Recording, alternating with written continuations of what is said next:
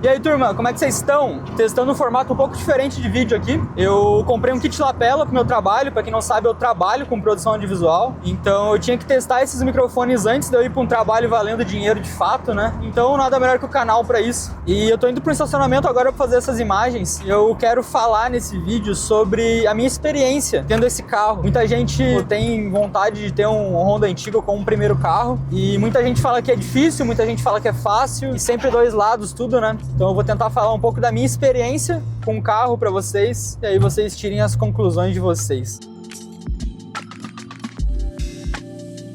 Então, turma, vim aqui nesse formato diferente, aparecendo e falando pra câmera, algo que eu não tô nem muito acostumado, nem gosto tanto de fazer. Eu resolvi vir bem aqui no estacionamento da Honda para falar justamente sobre isso, que é ter um Civic ou um Honda dos anos 90, início dos anos 2000, como primeiro carro e como único carro, que é o meu caso, e passar um pouco dessa experiência para vocês tirarem as próprias conclusões aí, se esse mundo é para vocês ou não, se isso se encaixa na realidade de vocês ou não. E vamos lá. Primeiro, eu vou falar um pouco sobre a minha experiência com esse carro. Eu comprei ele em 2021, foi meu primeiro carro na época, hoje em dia é meu único carro. E assim, eu peguei esse carro com bastante coisa para fazer. A suspensão dele estava completamente destruída, o motor estava ok, mas tinha alguns problemas. A lataria dele tinha sido pintado pelo ex-dono em casa, então a pintura não tava bonita, não tava aquelas coisas. Tem, até hoje, né? Não mexi na funilaria dele. Então é um carro que tinha e ainda tem muita coisa pra fazer, mas é um carro que eu acho que eu fiz as escolhas certas de manutenção e de caminho pra percorrer nele. É um carro que hoje em dia eu confio. Eu posso viajar pra qualquer lugar e eu sei que ele não vai me deixar na mão. Eu espero, na verdade, que ele não vai me deixar na mão. Às vezes ele pode deixar. Mas é um carro que eu posso falar que ele é um carro confiável. Não foi um caminho curto, assim, nem fácil pra deixar o carro desse jeito. No começo bati bastante cabeça e é justamente sobre isso que eu queria falar com vocês, sobre toda essa experiência e os caminhos que eu segui, e não posso dizer que deu errado, porque eu consigo usar o carro do jeito que eu sempre quis.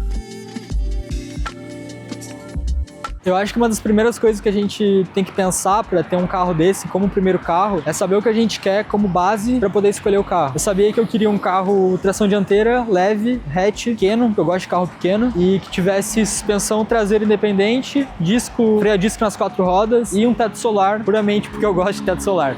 Isso foi antes de eu bater o martelo que seria um Civic, né, um EG. Eu procurei alguns outros carros antes, pensei em Swift GTI, pô, acho do caralho. Pensei em Golf MK3, o MK4 também, mas era 4 portas, eu queria um carro 2 portas, então o EG foi um caminho bem natural pra mim. E sem falar que sempre gostei da Honda, pô, desde a infância, Underground 2, Gran Turismo, sempre pegando os Honda, os Civics, então foi um caminho bem natural. E que eu quero dizer por saber onde tu quer chegar com o projeto pra te conseguir escolher tua base. Eu sempre quis correr em track day, hot lap, subida de montanha, então um carro que tivesse freio a disco nas 4 rodas e suspensão traseira independente já ia ser um início muito mais fácil pra mim. Tinha que ser manual, obviamente, ser um carro legal. Então, nisso, o SI, pra minha realidade, fazia mais sentido.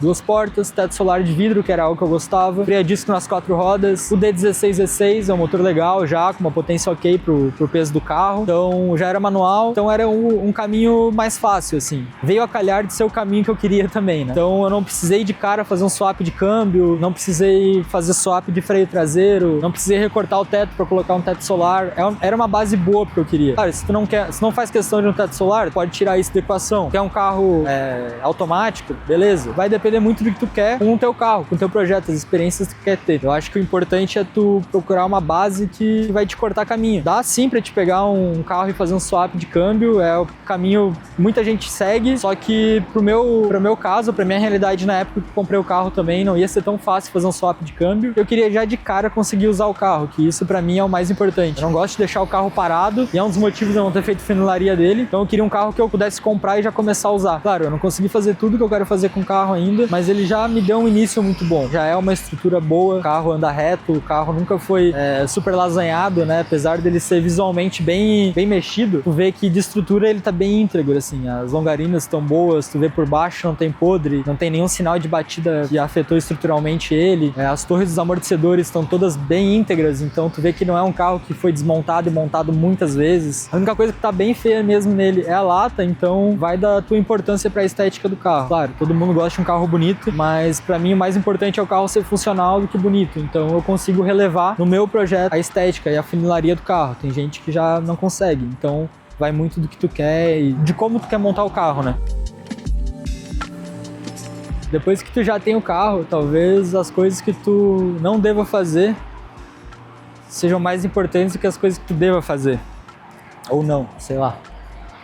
Mas é muito comum quando a gente pega um carro desse a gente se empolgar e já querer de cara comprar um jogo de roda, ou botar um front lip, botar um aero.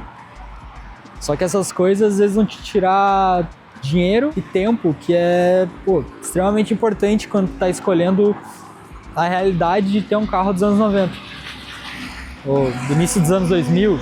Enfim, um carro que é um carro antigo, é um carro que já sofreu muito, porque a gente sabe qual era a realidade de uso desses carros nos anos 90.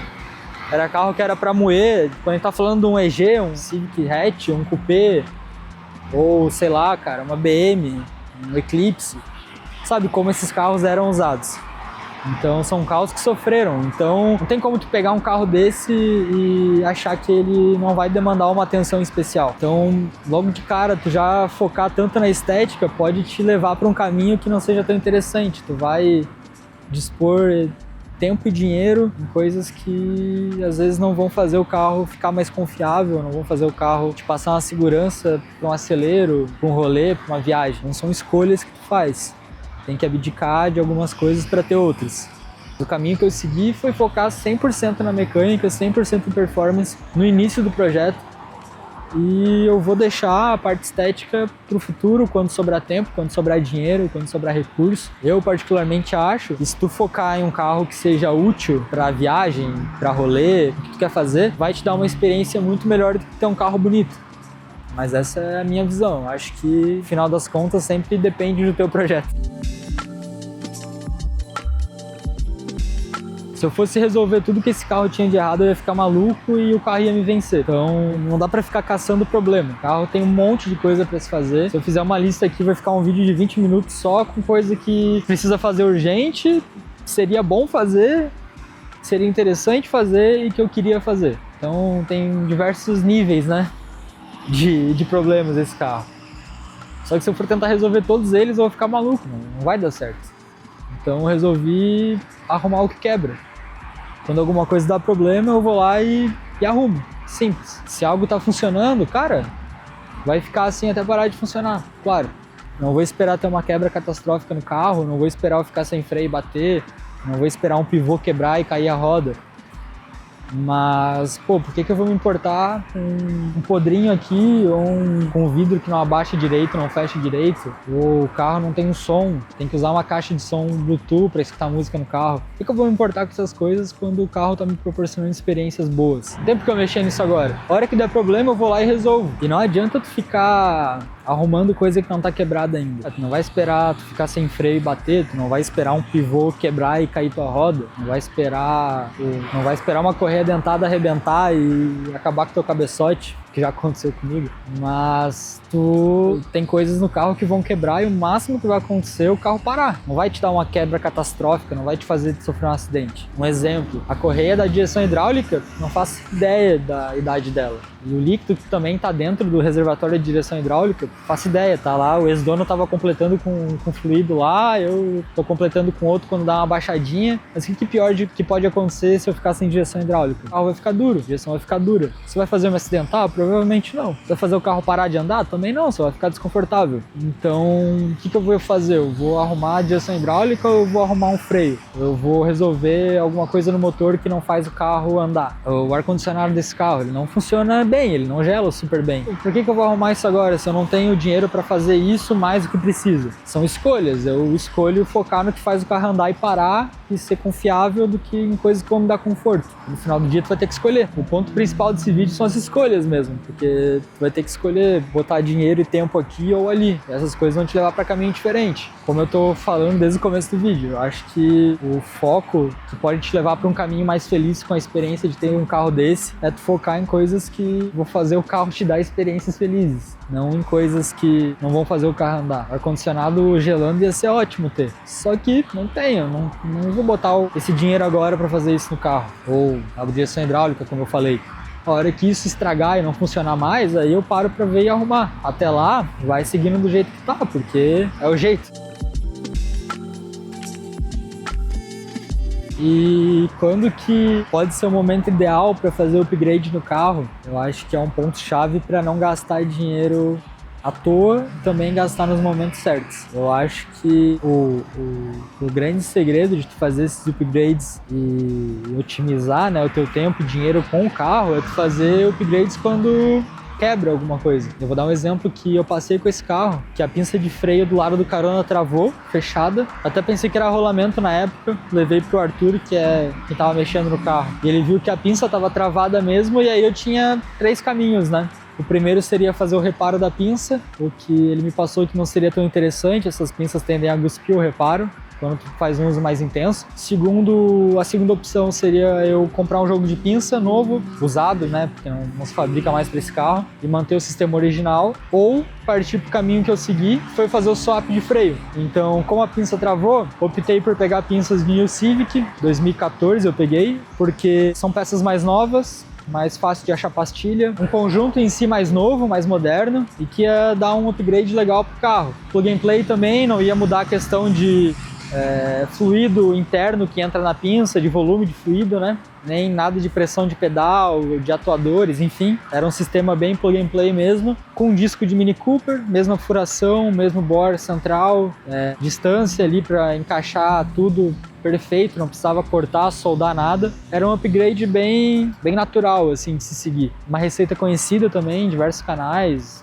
fóruns, enfim, muita gente já fez essa receita. E eu resolveria 2 coisas. Eu resolveria o problema de freio que eu tinha, da minha pinça travada, e também aumentaria a capacidade de frenagem do carro. Claro, freio maior não necessariamente vai deixar o carro freando mais, etc. Mas eu ia ter... uma ambulância passando, vamos ver se o microfone é bom. Mas eu ia ter um freio maior, que vai demorar mais tempo para esquentar, para fadigar. E também ia preencher legal a roda, que ia ficar animal. Então a parte estética contava também. Optei por discos frisados também. Então eu resolvi um problema que tive no carro, alguma peça que quebrou, que deu defeito. Eu já fiz um upgrade que eu queria fazer há muito tempo, desde que eu peguei o carro. Eu poderia ter feito isso antes, com certeza poderia, só que eu ia ter gastado um dinheiro no momento que talvez esse dinheiro ia fazer uma diferença mais pra frente. Então eu esperei até o último momento para eu poder fazer essa troca de freio no carro. Mesma coisa com a retirada do ABS, eu esperei até eu mexer no freio para fazer essa retirada, por questão de alívio de peso, simplificação do sistema também, enfim. Mas eu optei por fazer um upgrade quando foi necessário. Mesma coisa com os amortecedores. Hoje em dia o carro tem amortecedores preparados, com mais carga, é encurtado, né? Molas estão cortadas, mas uma altura pouca. O amortecedor foi preparado para as molas cortadas. Então eu mexi no amortecedor porque eu precisava mexer nos amortecedores de qualquer forma. Estavam estourados. As buchas, a mesma coisa. Buchas estouradas, coloquei buchas em PU. Quando eu tive que trocar a gravatinha ali, eu já optei para ir para um camber kit, para eu ter essa regulagem no carro. Então são peças que eu vou colocando que eu não precisava ter comprado essas peças específicas, poderia ter montado original por um preço mais acessível, só que eu tô montando o carro do meu jeito, é um projeto e eu queria essas peças aftermarket. Então eu esperei as que já tinha no carro darem defeito, eu não consegui mais usar elas para fazer esse upgrade. Escolher os momentos que tu vai fazer esses upgrades às vezes vai te dar um tempo e um dinheiro em caixa para te conseguir manter o carro de uma forma interessante. E quando deixar o carro bonito, né, apresentável, eu acho que, bom, de novo, cada um faz quando achar que deve, só que eu gosto de otimizar meu tempo e meu dinheiro com o carro. Então, o caminho que eu tô escolhendo seguir, de novo, é esse. Eu vou fazer a funilaria do carro a hora que eu precisar parar o carro por muito tempo, por outros motivos. Porque eu não tô disposto a gastar dinheiro e tempo com esse carro agora para deixar o carro 3, 4, 5 meses parado para fazer funilaria e eu deixar de viver experiências durante 4 ou 5 meses com o carro.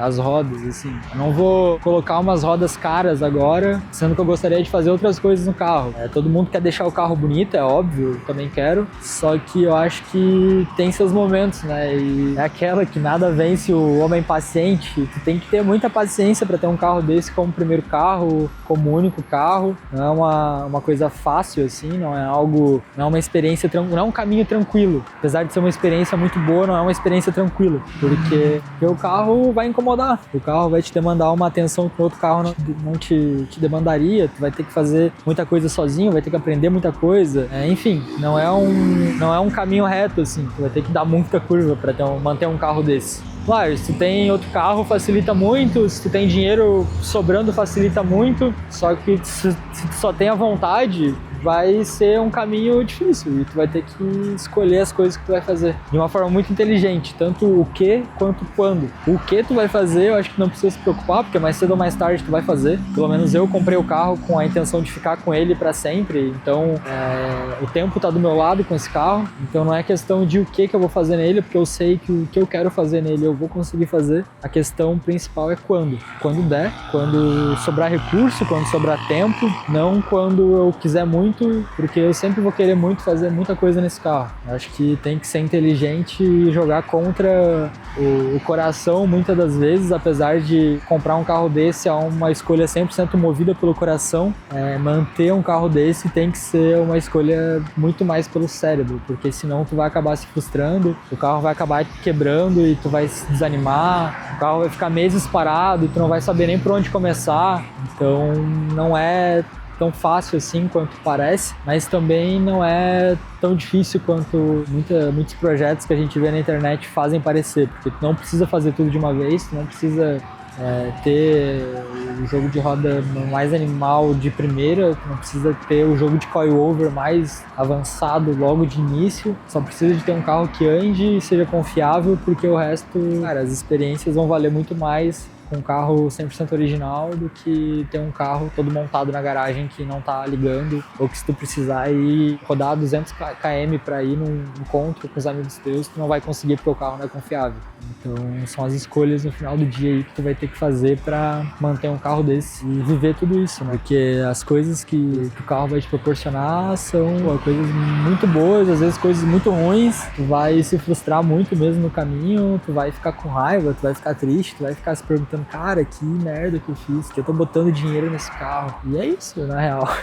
Mas quando tu sai pra dar um rolê, tu vai ver que tá valendo a pena. Quando tu sair pra dar um rolê e tu vê que não tá valendo a pena, talvez seja a hora de repensar o caminho, ver o que tu tá fazendo, ver, pô, será que isso é o que eu quero mesmo? Mas no final do dia, acho que se tu gosta mesmo de carro, assim, e tu escolher um caminho que não te trouxe tanta frustração, esse caminho de tu não tá satisfeito com o carro vai demorar mais pra chegar, ou quem sabe nem vai chegar. Eu já tive meus momentos de estar extremamente frustrado com o carro e pensar em vender, e pensar em trocar e tal, eu já tive, só que foram momentos que passaram bem rápido, porque na maioria dos meus 4 anos que eu tô com esse carro, eu sempre consegui, o dia que eu quero dar uma desestressada, eu pego ele e saio pra andar e ou vou mexer nele, vou resolver algum detalhezinho que eu queria, e aí tu vai botando a cabeça no lugar, assim. Eu acho que isso é o que eu tinha pra passar da minha experiência tendo e montando esse carro. Eu espero que dê um caminho aí pra vocês que querem ter um EG ou um Honda antigo, mas acaba indo pra qualquer outro carro antigo também. Talvez a minha experiência consiga dar uma luz pra ti aí, talvez.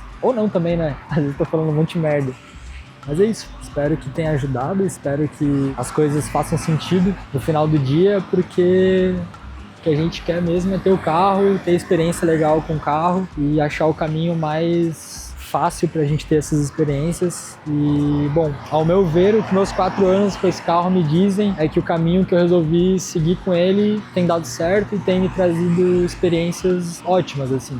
Então, tomara que isso te ajude também a ter uma experiência legal com carro velho, porque, apesar de tudo, no final do dia é muito bom.